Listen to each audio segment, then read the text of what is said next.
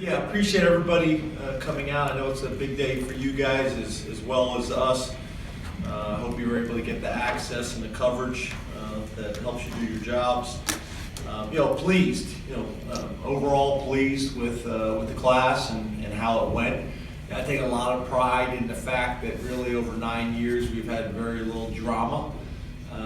The older I get, I want to avoid drama at all costs, and for the most part, the guys that are supposed to sign have signed. And I think that leads to high production and low maintenance team members, and then high production and low maintenance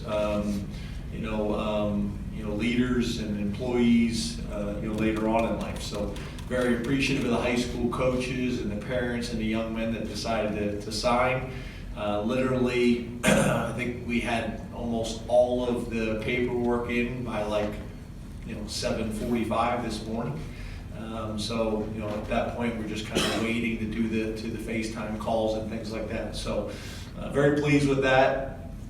I think overall we were able to really sign a complete class. We like to sign a player at each position every single year so you don't get out of whack.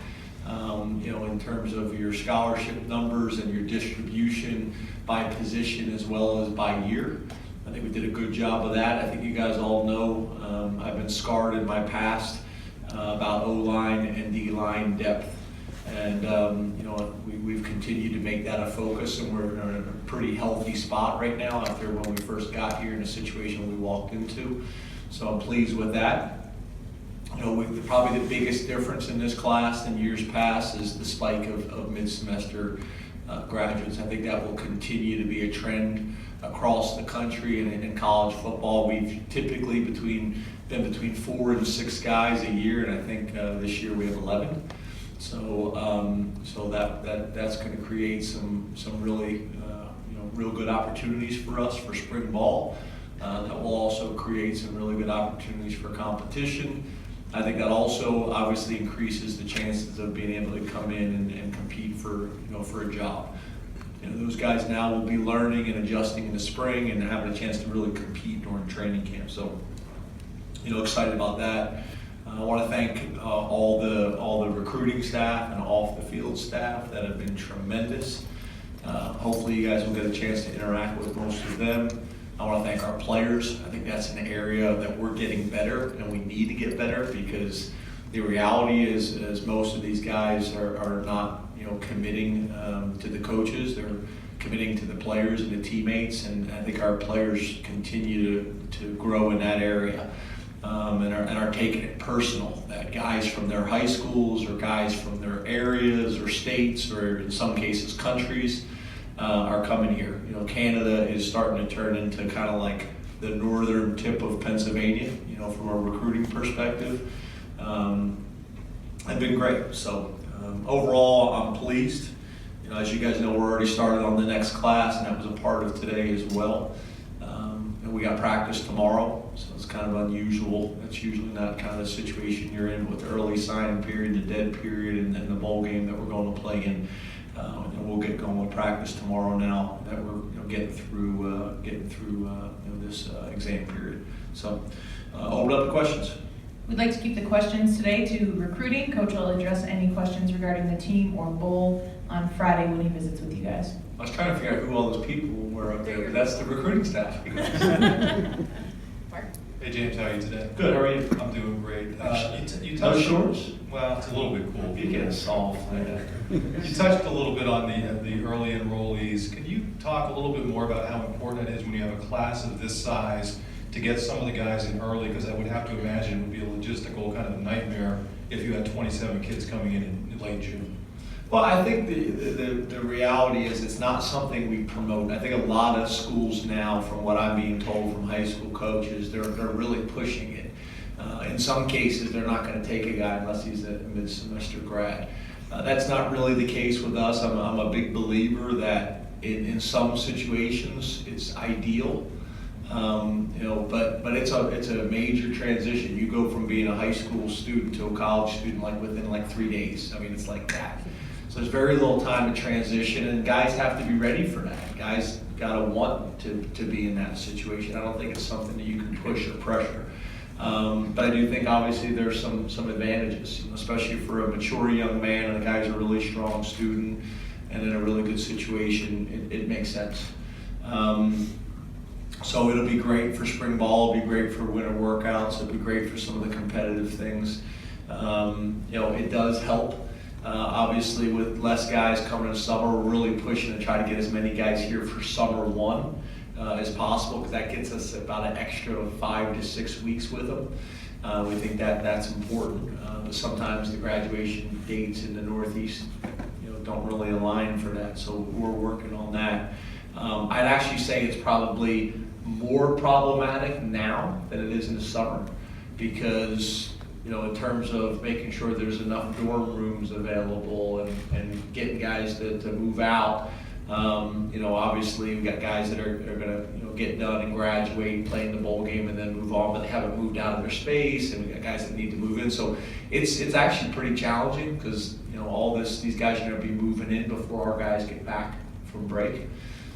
So it is different for us. I think it's also different for the university. So, kind of trying to work through some of those things. Me and Sandy and Scott and Kevin Threlko were talking about these things yesterday, some of the things that we got to navigate. But overall, I think for the guys that are doing it, I think that there's a real advantage. And obviously for us as a program, there's a real advantage too. Hey James, how you doing? Good, how are you? Good. I just want to ask about Theo Johnson, obviously a highly touted guy. He delayed his, commitment, verbal, a little bit. What was that process like from your end, and what do you think he can bring to your team? Well, I think, Theo and his family, I think they handled the process really well. They took their time. They made sure once they made a decision, that they were done. And, that's really kind of our advice to guys. I'd rather you not commit than commit and change your mind. And, they were great about it. We developed a really strong relationship with the family, mom, as well as his brothers, as well as his high school coach, and really a bunch of people in that community. That Tyler Bowen did a fantastic job of recruiting him. He was relentless on it. He's done a really good job of creating our tight end position into a position of strength in our program. And I think at the end of the day, Theo was comfortable here. I think on top of that, he saw the success in this offense of guys like Mike Kasicki and now Pat Fryermuth, and I thought Bowers had a great year. With Bowers graduating and moving on, there's some opportunities to come in and compete. So, what I love is we're in a situation where we're healthy as a program, and guys are really committing to come in and compete. We're not a program that offers and tells guys that you're going to play as a true freshman. We tell them we're going to come in and compete for jobs. And if you're good enough, you play, and if you won't, you won't. If you're not, you won't, excuse me. Where I think some programs are making promises and things like that. We don't do that. So, these guys are committing to come in and compete at Penn State. They're coming in to compete in the classroom. They're coming in here to really grow as individuals and help our program grow. So, Theo was a big one for us in more ways than one. Really talented guy, 6'6", 235 pounds, can run. I think we were one of the first schools to offer him. We had him in camp. We've just been able to develop a really good relationship. So we think he's got a very bright future. Hey James, happy signing day. You too, buddy. Yeah, your quarterback that's coming in, Micah Bowens, what sold you and the staff on him? And when Ricky departs last week, how does that get handled with the quarterback recruit so close to signing day? Yeah, I think that's one of the things I'm pretty proud of is we're to a point now where we have some changes, like that. Obviously losing an offensive coordinator, Ricky Ronnie, and couldn't be happier for him, but really no one flinched. We communicated on the front end.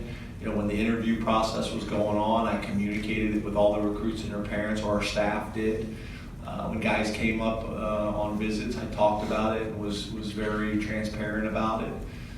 So I think it's a really good sign of a healthy program. Guys that are leaving for really good opportunities, and for us being transparent and open with the recruits, and no one flinched. So I think it's a really good sign of respect that we're going to go out and hire a really good guy to come in and continue us climbing and growing to where we want to go. So I think that's been great. Mike is a guy that we identified very early on. Is a dynamic playmaker coming from a big-time high school program.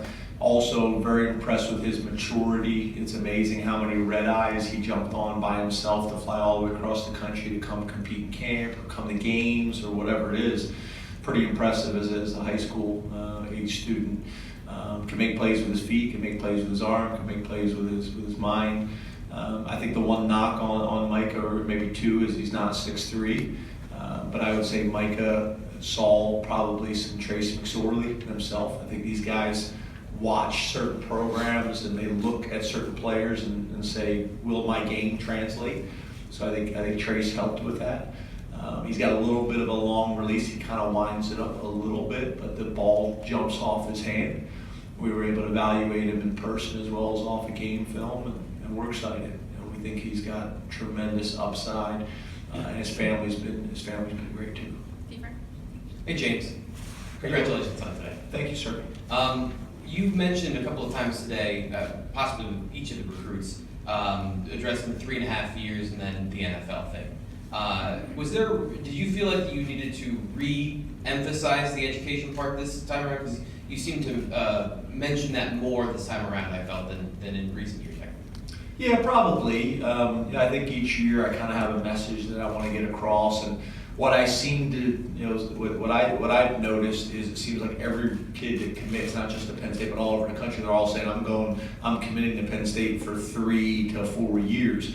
So they're already, in my mind, putting a lot of pressure on themselves, or people are putting a lot of pressure on them that it's going to go a certain way. And what I've realized is the journey is different for everybody. And I want our guys to come in and have the mentality that they're going to leave here with a master's degree and that they're going to be academic All-Americans. The reality is a bachelor's degree from Penn State, as wonderful it is, a bachelor's degree is not a differentiator in our country anymore. So making sure our guys understand a master's degree gives you the ability to do that. And if Penn State's going to pay for it, I think Jan Johnson is a perfect model for that. So I just want them to focus on those things. They're probably a lot more controllable. Those types of goals and objectives. And the reality is, they do what they're supposed to do. The football will take care of themselves, and there'll come a time where we'll sit down and have a conversation about those other opportunities. But if they spend their focus on, trying to get a master's degree, trying to be an academic All-American, winning Big Ten championships and fighting for national championships, there'll come a point when that next conversation is appropriate. We'll have it. I just know everybody's journey is different. Everybody thinks their journey is going to go like Saquon Barkley's. Most don't. There's the Troy Apke's of the world as well. There's the Bowers of the world. There's a lot of different stories in between. So in my 24 years, I try to treat people and have discussions and try to educate people on how, if they were my sons, I would talk to them. So that's been my approach, and it's something that probably hit home with me. That you guys saw the end discussion, but that was all conversations that were had on the official visit with the entire group, and with these individuals in the home visits as well, in terms of their mentality coming in here. Good afternoon. Yeah. You mentioned, how you obviously want the guys to compete. You're not going to promise anything, those sorts of things. You guys added a lot of receivers in this class. What do you think about the receivers that you signed? Yeah, we obviously think very highly of them. There's a lot of different body types. There's a lot of different skills. Some of them, we look at as specific positions like slots. Some of them we look at being multiple position guys. The guys that are going to be able to come in and compete. I think we got 2 guys coming in at mid-semester, which will be great for those guys to come in, and Jaden Doughton and Keandre Lambert-Smith, which will be great. Continue the competition at that position and in that room. Obviously, we have some guys that will show up in the summer that will do the same thing. And then obviously we're waiting to hear on some decisions in terms of guys with the NFL. And I think that's the hard part. It's probably harder than it's ever been of trying to project where your numbers are going to be, because you have not only the NFL aspect of it, but you got the transfer portal aspect of it, so it's different than it's ever been. I do think you're going to see some changes probably sooner than later in terms of the hard cap and in terms of transfer, because you got a bunch of programs all over the United States that have no chance of getting back to 85 with a recruiting class. So I think everybody identifies that that's going to be problematic and that's going to be challenging. So I think you're going to see some rule changes probably sooner rather than later, in some flexibility with the transfer portal and being able to take transfers and maybe not count as initials and against your hard cap. So we'll see how that plays out. Good afternoon, James. Congrats on the class. Thank you. Good afternoon. I got to ask about the people up top there, Andy, Destiny, Seth, graphics crew. What all, I guess, goes behind that? How much credit do they deserve? I feel like that kind of goes under the rug. The assistants get a lot of credit, you of course, but they put a lot of work into it. Yeah, they should get most of the credit. They really should. They have been phenomenal. I probably don't tell them enough, and they need to hear how invaluable they have been. Tireless, work ethic. The hours, the official visit weekends are brutal. They're up pretty much, for 72 straight hours, running in 1,000 different directions. All the organization that leads up to it as well. We want to make sure everybody that comes on campus has a total first-class experience, and they're the people that have done it. Like you mentioned, the head coach gets too much credit. The assistant coaches probably get too much credit.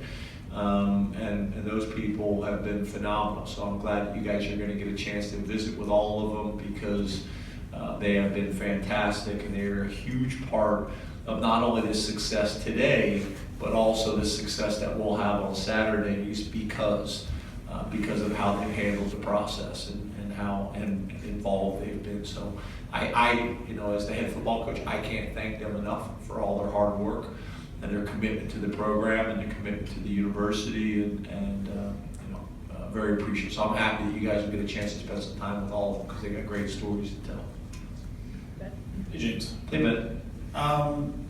When we talked, 4 or 5 years ago, the question was practice depth, it was playable depth, and things like that. When ideally you have answers to things that you have to replace already on your roster, when you go out and recruit, how has that changed now versus where you were a few years ago, just in terms of what that objective is when you're looking for a player? Well, I think it's what's great is, again, we're very upfront about the depth charts, about where we're at. I know there's programs that are telling guys you'll come in and start. We didn't do that 6 years ago when we probably could have.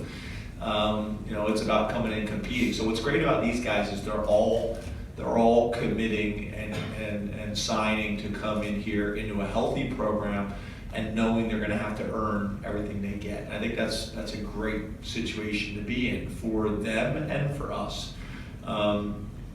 So although the circumstances are different, then how we have sold it really hasn't changed. But I think obviously we got a different story to tell now with the success that we've had over the last 4 years. And it's about taking that next step, and continuing to chip away at it. And I think we continue to do that. So, some of these guys, we'll be talking about this time next year, and there's going to be a handful of these guys that made a significant impact. And there's going to be another group of these guys that we're excited about. They're kind of, marinating and redshirting and developing and growing and working hard, that we're excited about their futures. So it'll be interesting to see with 11 guys coming in mid-semester, how many of those guys will factor in for us. I would think a fairly high percentage. And then there's going to be some guys that show up in the summer that are still able to find a way to compete early. So should be fun, should be exciting. Afternoon, James. Building off that This is question. unusual for you. Yeah, I'm not a question guy. Building off of this, And that's not usually your seat, there's a No, I'm gentleman usually that not usually here. sits Yeah. there. Sitting in his house. hey, will tell me that. Thanks. Sorry, go ahead. Building off that last question, linebacker's a spot that you guys had troubles with numbers in a couple of years ago. Now all of a sudden you've got Micah, you're on a nice little run. You add Curtis and Tyler to that mix. Where's the standard at for this linebacker position right now, and how have you guys built that over the last couple of years? Yeah, and one guy that you skipped over is Uriah too. Three guys that we're really excited about. I think there's position flexibility with those guys. I think Curtis could probably play all three linebackers. And for us, not only in college football but in the NFL, you want linebackers that can play every down.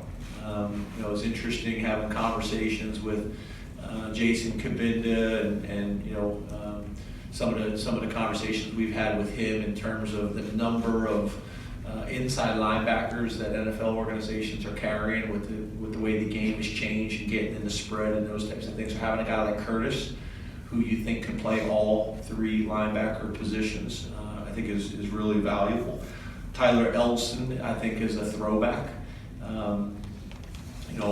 He's a guy that earned it. Senior year film is tremendous. Came to camp going into his senior year, did a great job. Is a lot more athletic than I think people realize. Put up great numbers for us in camp. And Zariah he's a hammer. He's 255. Been as big as 260.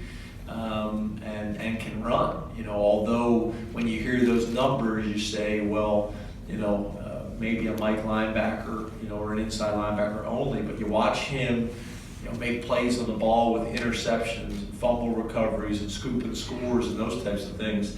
We love the class. There's no doubt that Coach Pryde's done a great job, taking LBU and say, we're gonna continue to recruit and develop towards that, and hopefully take it to a whole nother level. But we really want to get to the point where it's not just LBU, it's D-line U, it's DBU, it's all these different positions. But we think it's a great class. Obviously, I think Curtis gets a lot of attention because some people have him ranked as the highest recruit in the class, but we really feel really strongly about all those guys. You guys are going to love to watch these guys compete over the next 4 to 5 years, and you're going to love getting to know them as well, because I think they're great fits for the university and for the campus. James, you mentioned Canada a little bit earlier. How has recruiting Canada for you evolved since you first got here? And do you see that territory as having the potential to supply at least one player to Penn State every season? Is that talent rich at this point? Yeah, I don't know if I would say one player we could consider talent rich, but yeah, I think your point is, obviously, the population, the proximity, all those things make a whole lot of sense. And then it's like anything else. You go to Alabama and you get a player and he has success here, it helps going back next time. Same thing with Canada. We're kind of in a little bit of a run right now. Jesse Laquette is a very prideful guy in everything he does. So if there's a guy in Canada that we want, he takes it personal.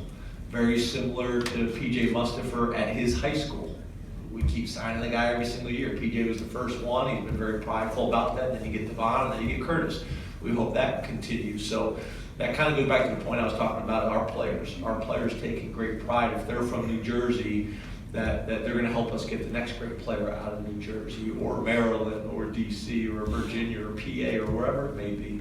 And Canada has really turned into that as well. Whether that is going and getting guys directly from Canada, or we also have some transplants, some guys from Canada that have moved down here like Jesse did, and that process. So, as you guys know, I looked at some of the other, programs in the state like Temple and Pitt, and looked at what they've signed out of the state. There's less and less players, that there was probably 20 years ago. So we must do a great job in the state of Pennsylvania. That will always be priority number one. And then obviously it goes to the region, which we're going to have to do a really good job in. But then we have to be willing to go other places, whether that is Canada, whether that is Germany, whether that is Nevada, whether that is Florida. I think you guys have seen, how our recruiting has changed probably, from the previous regime to us. And really from maybe the first couple of years that we got here to more recent. So, we're excited about it, but we're going to continue to need to do a really good job there, and be creative, and be willing to solve problems. Hey James, how you doing? Good. Good. You said in Chicago back in July, excuse me, that you thought you had room for 30, you end up with 27. So do you still feel good about being able to add more in February if you find guys that fit your program? And then beyond that, how hard is it to manage those numbers? And does the open and transparent part of your answer to the question about losing Ricky also apply to keeping kids in the loop about where you're at numbers-wise? Yeah, that's hard to tell. We're still waiting to hear on some NFL guys, what their plans are. A lot of them have communicated. We probably have more guys coming back than maybe we anticipated before the year started, which is great. We got guys that had NFL grades that could have left early, and they're staying. And I think that's a tremendous statement because they like what's going on. They're happy, and we have unfinished business. And on top of that, they're going to be able to hopefully better their situation as well. So it's really a win-win for everybody when handled the right way. So, but I think it's probably more challenging than it's ever been, not just at Penn State, but anywhere. And being aggressive and trying to get to that 85. That's where I said there's going to, I think, be some rule changes and things like that. What was the other part of your question? That was good? Yeah. Okay. Yeah, thank you. Thank you. How's it going, James? Good. Good. With those, with the Lackawanna guys, those JUCO transfers, do you feel that when they get in here, because I know you've had a few in the past, do you feel that when they get in there, you can put more on their plate, or they're further along or anything like that? Well, yeah, obviously they're older, more mature guys and things like that. We really feel like we are blessed and fortunate to have a program like Lackawanna Junior College in our own state. How they have won, how the academic coursework at Lackawanna transfers, in the Penn State. Obviously, there's a lot of familiarity there. And then obviously, for us, there wasn't great history and tradition between the two institutions, which made no sense to me. So I've known Coach Duda for a long time, all the way back to my Maryland days, because he's a Maryland grad. It just makes too much sense for both. So we'd like to sign the best players out of Lackawanna every single year. They have a bunch of them. And it's something that we're committed to doing. We kind of look at it very similar to signing the best players out of the state from a high school perspective. We look at Lackawanna, although obviously all their players aren't just from Pennsylvania. So I think that's a real advantage. And then I think in terms of things on their plate, it's still probably a similar learning curve for most of them in terms of the playbook and academic adjustments and all those types of things. But obviously they're just older, more mature players. And they probably have a little bit more of a sense of urgency because most of them have at least 2 years, but no more than 3 years. So just like Wigan, we had the ability to redshirt him this year, so he's got a chance now to have 2 real dominant years. Bristol was ready to come in and play right away. And we'll see where these guys are at. Both of them are both 3-for-2 guys. So if they're ready to play, we need them to contribute. And if not, we still have the flexibility to redshirt them, get them further along academically, get them in the weight room, and then let them compete for 2 years after that. So we'll just see how it plays out. But we're excited about it. One more for you, James. I've been looking back at the Lash Bash in the last couple of years, and it seems like that's been a very successful event for you. A couple of dozen guys, committed over the years. Is there something different about that event? Is it one of the more important ones for you guys? Just talk about that. I mean, how where it stacks up, I guess. Yeah, I think you could look at Lash Bash, you look at camp. The number of guys that we have that commit to us every single year that have been to camp, whether that's been to camp to get an offer or whether that's committed and still come to camp anyway. I think that's one of the more impressive things is we got guys that have committed and they come to camp to get better, and they come to camp to work with their position coach to help with that adjustment period. So I think that and the Lash Bash are tied together.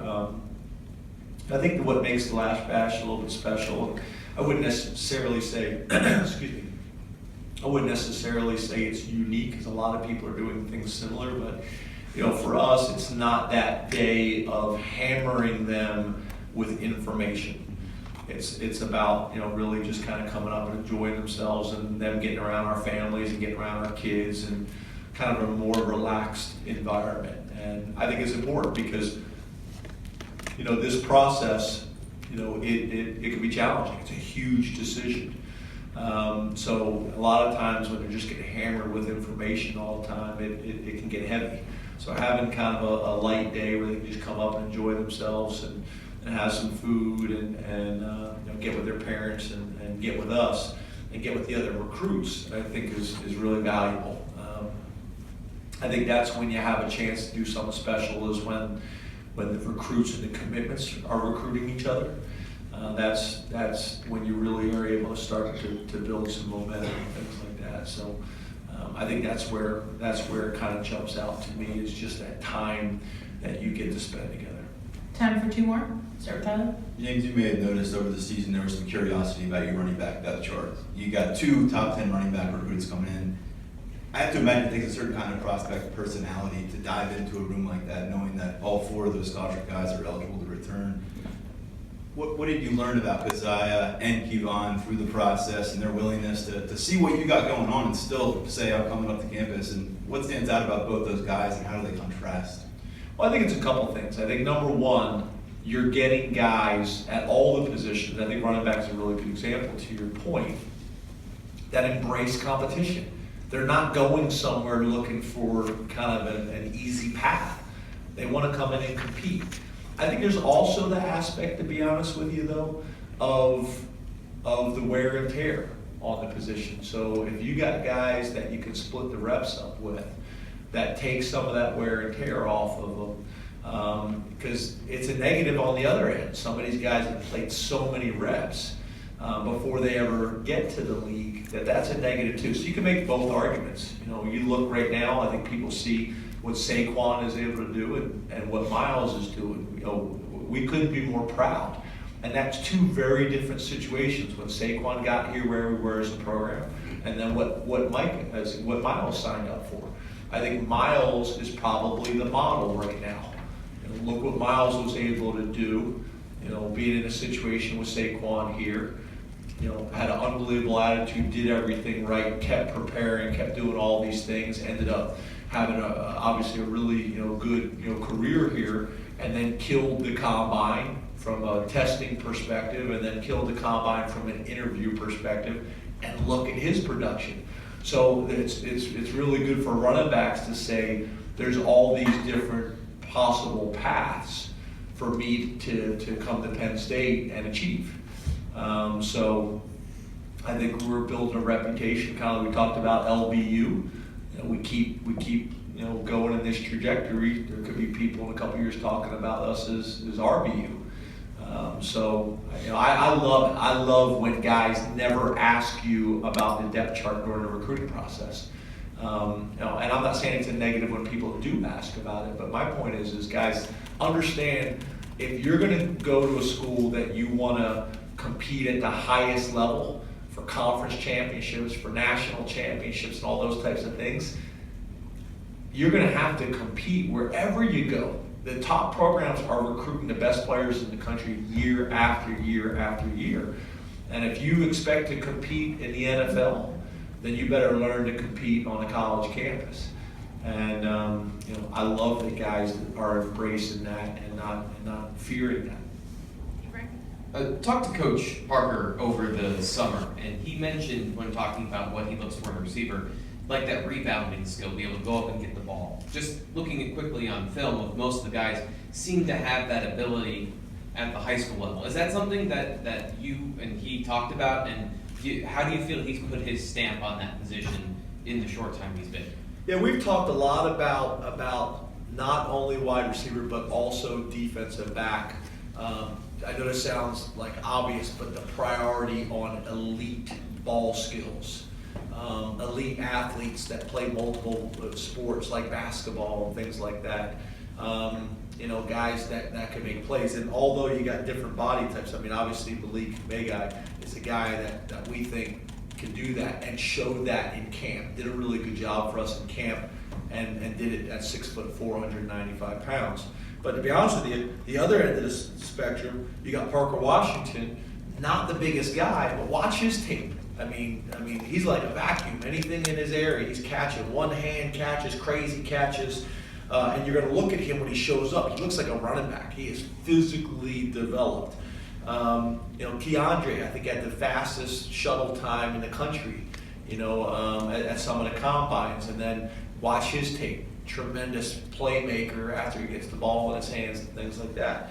Norval Black, I think he averaged like 70 yards a catch. Some ridiculous stat Mike looked up at me. Obviously that's an exaggeration, but his yards per catch was freaky. So there's just a lot of guys with different backgrounds and different skill sets that we want to plug in and compete. And then I think the other part of it is recruiting tight ends that have the frame to grow into Ys, that can line up on the line, hand in the dirt, and block the defensive ends in this league. But then also guys that we feel like that we can shift out and play in the slot and create matchup things like Gesicki was able to do, and like Bowers and the combination of what Pat Fryermuth was doing.